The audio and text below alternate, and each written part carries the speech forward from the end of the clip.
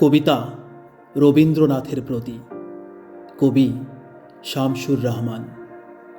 লোকে বলে বাংলাদেশে কবিতার আকাল এখন, বিশেষত তোমার মৃত্যুর পরে কাব্যের প্রতিমা ললিত লাবণ্য ছটা হারিয়ে ফেলেছে।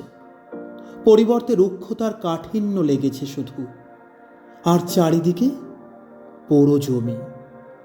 করটিতে জ্যোৎস্না দেখে ক্ষুধার্ত ইঁদুর কি আশ্বাসে চমকে ওঠে, কিছুতে বোঝে না ফণি মনসার ফুল। সুধীন্দ্র জীবনানন্দ নেই, বুদ্ধদেব অনুবাদে খোঁজেন নিভৃতি, আর অতীতের মৃত পদধ্বনি সমর সুভাষাজ। অন্যপক্ষে আর কটি নাম ঝড় জল বাঁচিয়ে আসীন নিরাপদ সিংহাসনে, এবং সম্প্রতি যারা ধরে হাল বহতা নদীতে, তাদের সাধের নৌকো অবেলায় হয় বানচাল, হঠাৎ চড়াই ঠেকে। অথবা কুসুমপ্রিয় যারা, তারা পচা ফুলে বসে করে বসন্তের স্তব।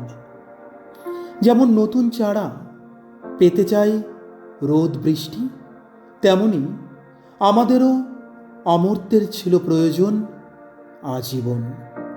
তোমার প্রশান্ত রূপ ঝরেছিল তাই সূর্যমুখী চেতনার সৌরলোকে, রাজনীতি প্রেমের সংলাপে।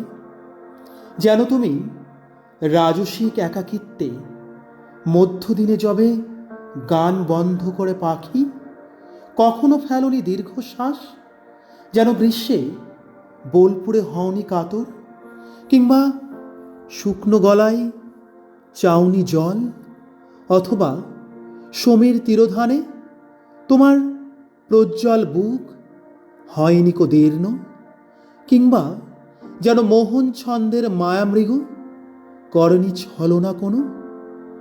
এমন মূর্তিতে ছিল অধিষ্ঠিত সংখ্যাহীন প্রাণী। গোলাপের তীক্ষ্ণ কাঁটা রিল্কের সত্তার নীলিমাকে ছিঁড়েছিল, তবু তারও ছিল স্নানাহার। চিরুনির স্পর্শ ছিল চুলে, ছিল মহিলাকে নিবেদিত প্রাণ। আমার দিনকে তুমি দিয়েছ কাব্যের বর্ণ ছটা, রাত্রিকে রেখেছ ভরে গানের স্ফুলিঙ্গে। সপ্তরথী কুৎসিতের বুহ ভেদ করবার মন্ত্র আজীবন পেয়েছি তোমার কাছে। ঘৃণার করাতে জর্জরিত করেছি উন্মত্ত বর্বরের অট্টহাসি, কি আশ্বাসে। প্রতীকের মুক্ত পথে হেঁটে চলে গেছি আনন্দের মাঠে, আর ছড়িয়ে পড়েছি বিশ্বে তোমারই সাহসে।